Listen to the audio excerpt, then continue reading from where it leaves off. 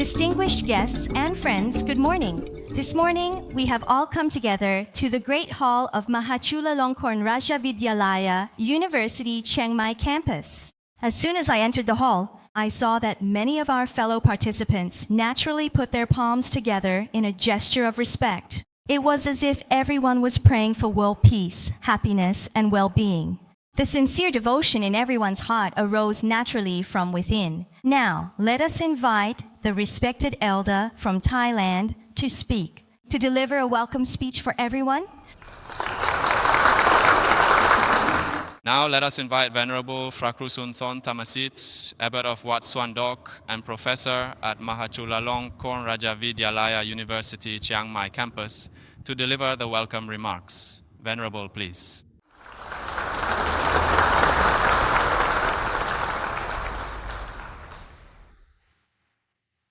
Respected Khenpo Sodargye, Venerable Masters, honored lay practitioners, and dear young friends, greetings to you all. I am deeply and truly honored to be here today. I would like to warmly welcome all the Venerable Masters, respected lay practitioners, and esteemed professors to Chiang Mai for the 5th World Youth Buddhist Symposium. It is a great joy and honor for me to have everyone here as we gather together to discuss and share our understanding of Buddhist teachings.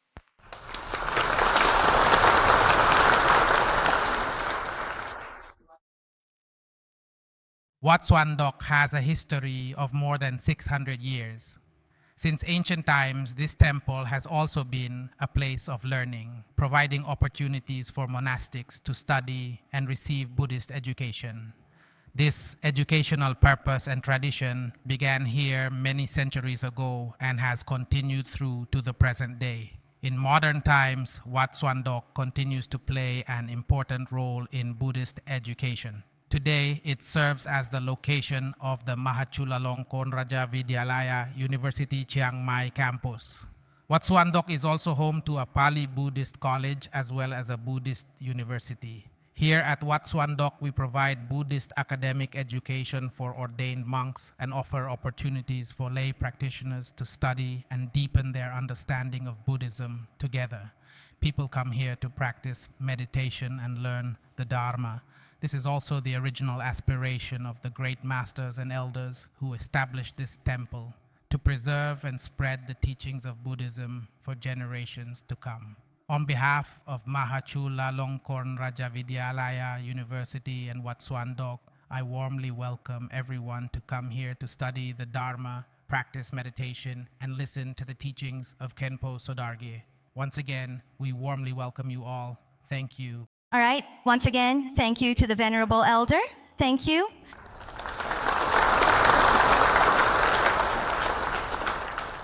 At the same time, during the 5th World Youth Buddhist Symposium, I would often inadvertently hear everyone is sharing their personal experiences about practicing yoga. But in fact, yoga is divided into 3 types: body, speech, and mind. Apart from the various physical postures of body yoga, there is also speech yoga, which is the recitation of the Buddha's name, and mind yoga, which is the contemplation of the mind's nature. If one can purify their daily life through these yogas, it will not only bring joy to the body and mind, but also greatly improve the efficiency of our work. However, is yoga truly the same as the meditation we usually talk about? And how can we discover and experience the joy of inner peace amid the complexity and busyness of everyday life? Next, let us invite Khenpo Sodargye to give us a teaching. First of all, I would like to sincerely thank all the professors and staff of Chulalongkorn University for providing such a comfortable, peaceful, and blessed environment, along with all the support and conditions for our World Youth Buddhist Symposium. We will spend 1.5 hours together today. During the first hour, we'll go over some meditation methods and practice meditation together. The meditation practice I will share today includes some visualization practices from Tibetan Buddhism, some practices from Chinese Buddhism, and the practices from Theravada Buddhism, So these three different Buddhist traditions with their different meditation methods are being practiced together right now in the same place. Using a shared method of contemplation, we will practice together. During today's meditation, those of you sitting in the back without a mat might feel a bit uncomfortable, maybe even some pain, but keep in mind, many people have spent their whole lives living in caves, so I think we can manage an hour or two. I hope you'll stay with it. Before we begin today, quite a few people came to us yesterday saying they'd like to take refuge in Buddhism. Some of you have already taken refuge. It's fine if you don't want to. And it's also fine to take refuge again, even if you already have. And if you haven't taken refuge and don't want to, you don't have to. Buddhism doesn't require anyone to take refuge. If you've already taken refuge in another religion, you don't need to change it. It's fine not to take refuge. But for those of you who haven't taken refuge before, would like to begin taking refuge in the Three Jewels today, let's begin with a brief refuge ceremony. As for the refuge itself, taking refuge in the Buddha, the Dharma, the Sangha, and the Guru, this is essentially the same in Chinese and Tibetan Buddhism. I actually asked the vice president of Chulalongkorn University about this just yesterday, and he told me Theravada Buddhism also takes refuge in the Three Jewels. I also asked if there was refuge in a guru. He said, yes, they also take refuge in their spiritual teacher.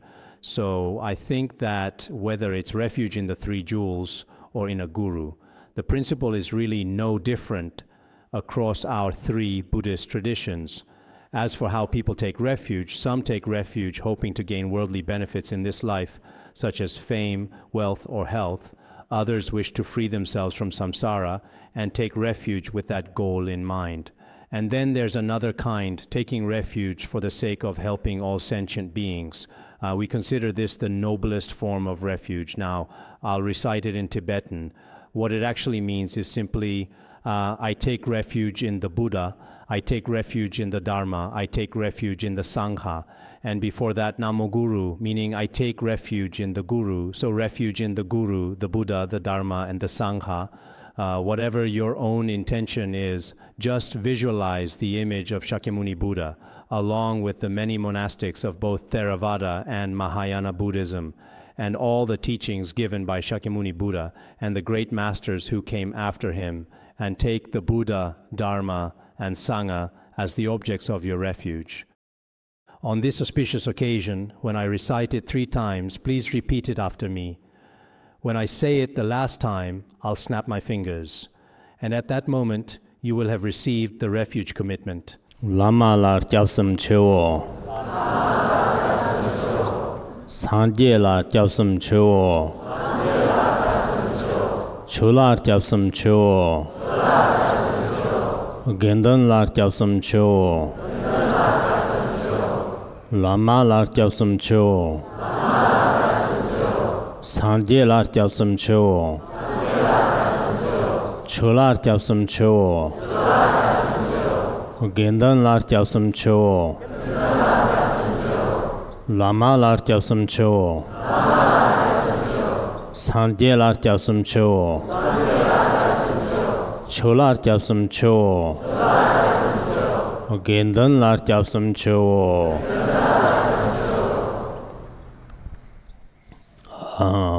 This completes the simple refuge ceremony. Now, second point, let me mention this briefly. Yesterday, for the 5th World Youth Buddhist Symposium, we gave each participant a statue of Shakyamuni Buddha, and this statue represents an image of Shakyamuni Buddha that is shared across Theravada, Tibetan, and Chinese Buddhist traditions. The filling of sacred substances, consecration, and blessings of these statues were all performed with great care and according to proper rituals. So for you to receive one here today should be one of the most precious things in your life. I hope you'll keep it well. There's also a mala, another small gift for you. I personally blessed it through the night. The night before last, I recited many mantras over it. This is a personal blessed item of mine, and it's also a keepsake for you. About 20 years ago, my own teacher gave me a mala just like this. I still wear it as a way of remembering him. So if you feel you need this mala, you can keep it. And if you don't feel you need it, you may return it to nature, such as placing it in a river or on the earth. That's fine too. It's a sapphire, so no one will even notice. If you have no faith, that's fine. But if you do have faith, I think that for those who personally traveled all the way from the United States to come here, the cost of the flight ticket should not go to waste. It should be deeply meaningful. Some staff members may not have distributed them yet. If you haven't received yours, within the next month or two, our Academy will perform further blessings and send them to those who have not received them. Now let's move into meditation. For today's meditation, first there's meditation with form, where we visualize the image of Shakyamuni Buddha, and there's also meditation without form. In formless meditation, you simply rest in the nature of your own mind. So there are these two methods. Generally, when we meditate, the first thing is our sitting posture, hands resting in the meditation mudra, legs in half lotus or full lotus, spine straight, without moving around. These are the basic elements of meditative posture. But before that, when we meditate, it's a bit like using a bowl. You wash it clean before pouring anything in. So first, we purify the breath and expel impure air. Let me explain a simple way to do this. We usually start with the right hand, a traditional Buddhist hand gesture, forming what's called a Vajra fist, and press one finger against the right nostril. Then exhale stale air 3 times through the left nostril. As you do this, visualize all the attachment in your mind, leaving as red vapor. Do this 3 times. We'll practice together in a moment. Let me explain first. Then press the left nostril with your left hand and exhale 3 times through the right nostril, visualizing all the negative karma from anger leaving as white vapor. Then rest both hands on your legs and exhale dark vapor through both nostrils, visualizing all the karmic obscurations from ignorance since beginningless time leaving as black vapor. If we release all these negative thoughts of attachment, anger, and ignorance as black, white, and red vapor, it's like washing a bowl completely clean, so whatever you put in afterward stays pure. So it's very good to do this kind of breathing before meditation. All right, let's do it together. Press your right nostril with your right hand and exhale the breath of attachment 3 times through the left.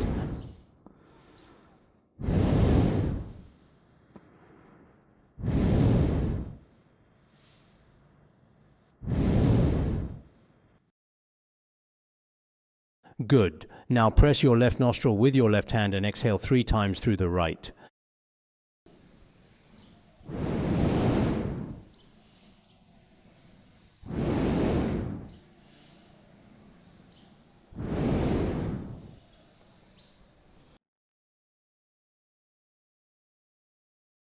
All right, now exhale 3 times through both nostrils, releasing all the confused thoughts of ignorance.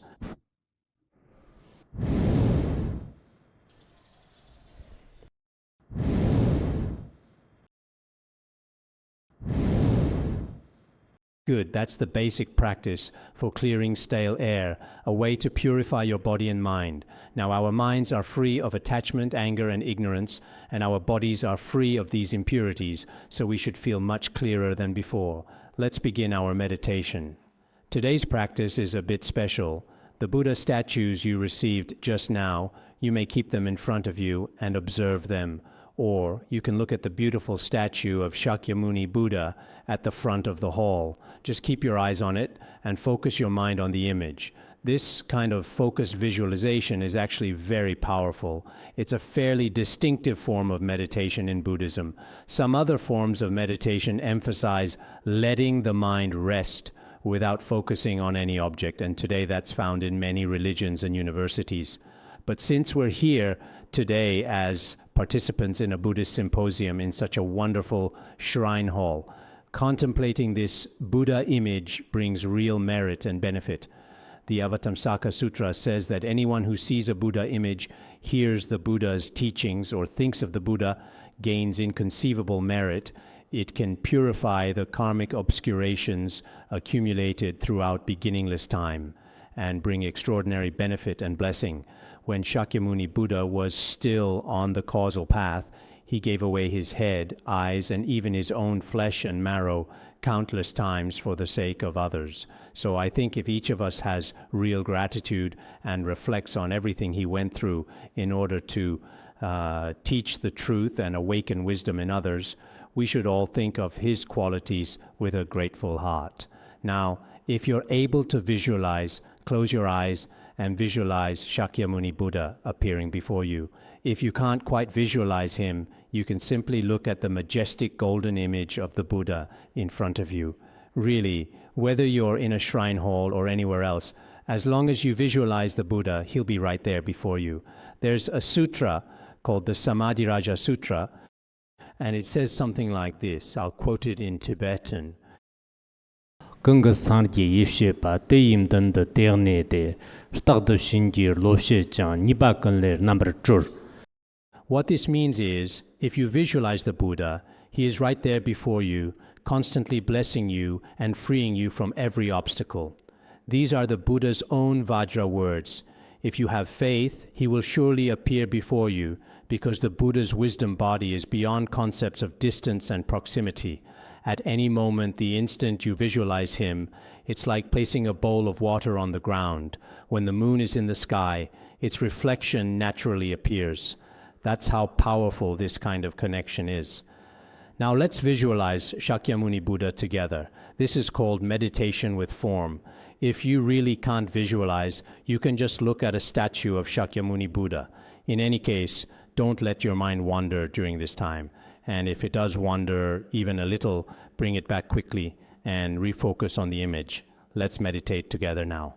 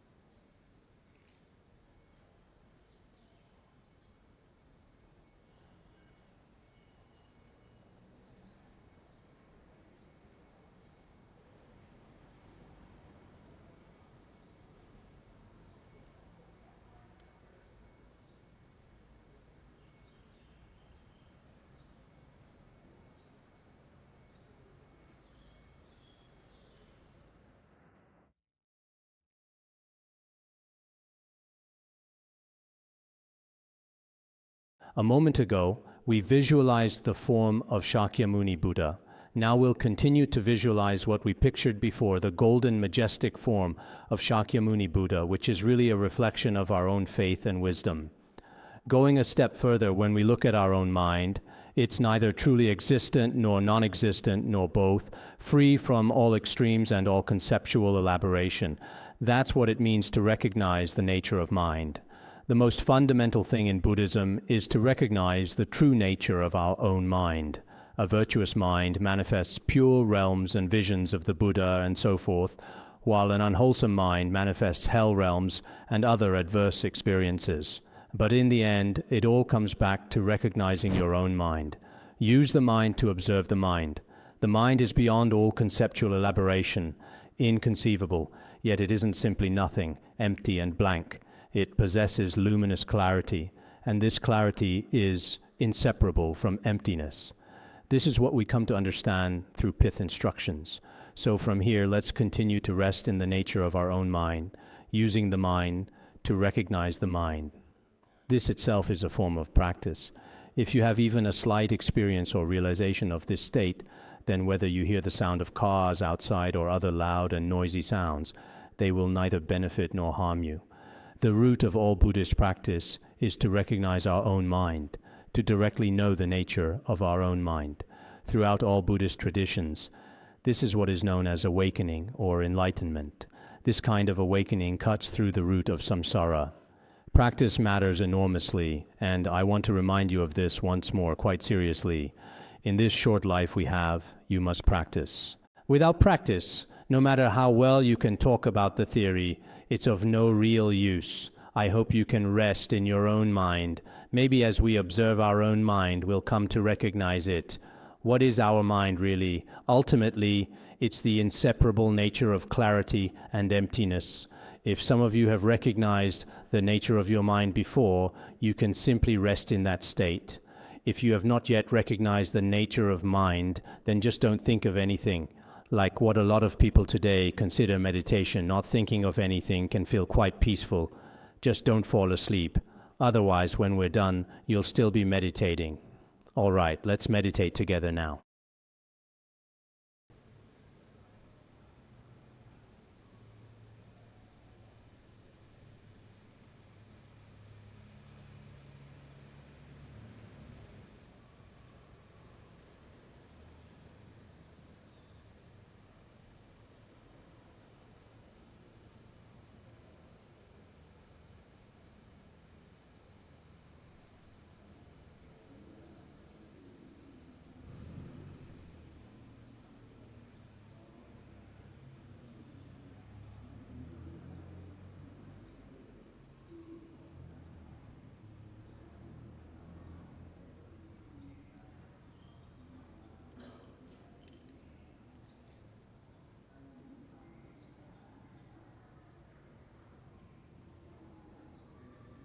So that was meditation with form and meditation without form. Together, these make up the practice of entering samadhi or meditative absorption. Next, here's a simple way to come out of meditation. As we come out, we visualize Shakyamuni Buddha before us, and before him, we perform what's described in the sutras as the 7-limb practice: prostration, taking refuge, making offerings, confession, requesting the turning of the Dharma wheel, and praying that the Buddha never pass into nirvana, along with the 7-limb offering itself. This practice actually brings tremendous merit. Entering meditation, as we did earlier, builds the accumulation of wisdom. Coming out of it builds the accumulation of merit. To reach realization, we need to accumulate both the accumulation of wisdom and the accumulation of merit. Therefore, in the practice that follows, you don't need to enter such deep absorption as we did just now. Instead, with a sincere and reverent mind, recite the heart mantra of Shakyamuni Buddha. Let me teach you this mantra. In fact, the Buddha himself relied on this mantra. It's recorded in the sutras that he attained enlightenment through it, and Avalokiteshvara attained enlightenment through it too. When we do the 7-limb offering like this, visualizing the Buddha as we practice, the merit is truly immense. There's a sutra called the Sutra on the Ocean-like Samadhi of the visualization of the Buddha, which tells of a Buddha in ancient times called Empty King Tathagata. Within his teachings, there were 4 monks who had committed serious offenses, and later they deeply regretted it, feeling that even as monastics, they'd committed such grave wrongs. While they were in deep distress, a voice came from the sky saying there was a Buddha called Empty King Tathagata. Even though that Buddha had already passed into nirvana, visualizing him could still purify their negative karma. So the 4 monks began to visualize this Buddha, praying before his image, reciting his name, and confessing their wrongdoing. In time, they purified karma accumulated over countless eons, and from then on, they could often see the Buddha directly. Eventually, each of the 4 monks attained realization, becoming Akshobhya Buddha in the east, Ratnasambhava Buddha in the south, Amitabha Buddha in the west, and Amoghasiddhi Buddha in the north, the 4 great Buddhas of the 4 directions. So when we visualize the Buddha this way, to confess, make offerings, and pay homage, it's extremely powerful. Now let me teach you the heart mantra of Shakyamuni Buddha. Just repeat after me. Taya tha. Om mane mane. Maha manaye soha. Taya tha. Om mane mane. Maha manaye soha. Taya tha. Om mane mane. Maha manaye soha. Now, let us chant the mantra together 100 times. Let us begin. Taya tha om mane mane maha manaye soha. Taya tha om mane mane maha manaye. Tai dao mana mana ma mani zo dai dao mana mana ma mani zo dai dao mana mana ma mani zo dai dao mana mana ma dai dao mana mana ma mani zo dai dao mana mana ma mani zo dai dao mana mana ma dai dao mana mana ma mani zo dai dao mana mana ma mani zo dai dao mana mana ma dai dao mana mana ma mani zo dai dao mana mana ma mani zo dai dao dai dao mana mana ma mani zo dai dao mana mana ma mani zo dai dao dai dao mana mana ma mani zo dai dao mana mana ma mani zo dai dao mana mana ma mani zo dai dao mana mana ma mani zo dai dao mana mana ma mani zo dai dao mana mana ma mani zo dai dao mana mana ma mani zo dai dao mana mana ma mani zo dai dao mana mana ma mani dai dao mana mana ma mani zo dai dao mana mana ma mani zo dai dao mana mana ma dai dao mana mana ma mani zo dai dao mana mana ma mani zo dai dao mana mana ma mani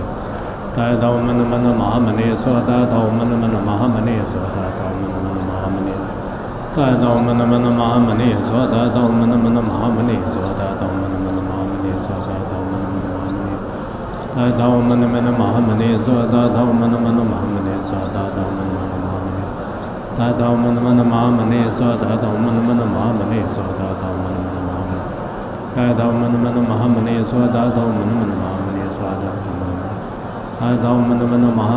zo dai dao mana mana ma mani zo dai dao mana mana ma mani zo dai dao mana mana ma mani zo dai dao mana mana ma mani zo dai dao mana mana dai dao mana mana ma mani zo dai dao mana mana ma mani zo dai dao mana mana ma mani dai dao mana mana ma mani zo dai dao mana mana ma mani zo dai dao mana mana ma mani zo dai dao mana mana ma mani zo dai dao mana mana ma mani zo dai dao mana mana ma mani zo dai dao mana dai dao mana mana ma mani zo dai dao mana mana ma mani zo dai dao mana mana dai dao mana mana ma mani zo dai dao mana mana ma mani zo dai dao mana mana ma mani zo dai dao mana mana ma mani zo dai dao mana mana ma dai dao mana mana ma mani zo dai dao mana mana ma dai dao mana mana ma mani so ha. This is a simple practice of meditating on Shakyamuni Buddha, both entering and emerging from meditation. We only had an hour today, and we're already 5 minutes over, but I hope that through this connection we've made today, for those of you who've taken refuge in the Buddha, may this stay with you always in your daily life. I previously translated a biography of Shakyamuni Buddha, and ever since I've recited his practice text every day. No matter where I go, I always keep a statue of Shakyamuni Buddha with me, even in hotels.